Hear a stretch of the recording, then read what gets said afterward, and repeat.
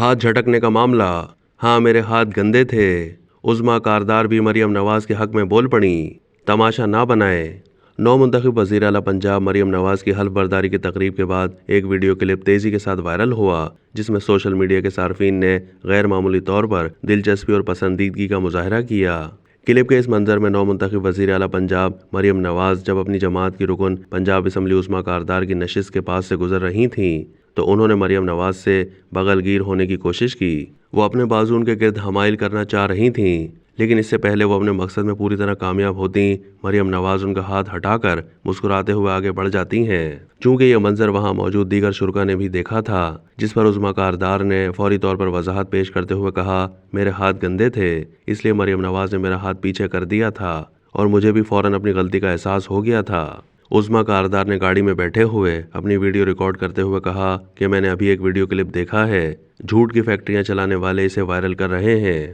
انہوں نے وضاحت کرتے ہوئے کہا کہ میں صبح وہاں بیٹھ کر ناشتہ کر رہی تھی، حلوہ پوری کھا رہی تھی، پیچھے سے مریم صاحبہ آئیں، انہوں نے سلام کیا تو جذبات میں آ کر مجھے یاد ہی نہیں رہا کہ میرے ہاتھ تر ہیں۔ میں اٹھ کر ان سے گلے ملی، پھر اچانک مجھے احساس ہوا کہ میرے ہاتھوں میں تو تیل لگا ہوا ہے، پھر میں نے خود ہی اپنا ہاتھ نیچے کر لیا، مجھے زیادہ محتاط ہونا چاہیے تھا۔ عظمیٰ کاردار نے ناقدین کو مخاطب کرتے ہوئے کہا کہ اس طرح کی فضول حرکتیں کرنا بند کر دیں، باز آ جائیں، مجھے جتنی عزت اور پیار مریم صاحبہ کی طرف سے ملا ہے میں آپ کو بتا نہیں سکتی۔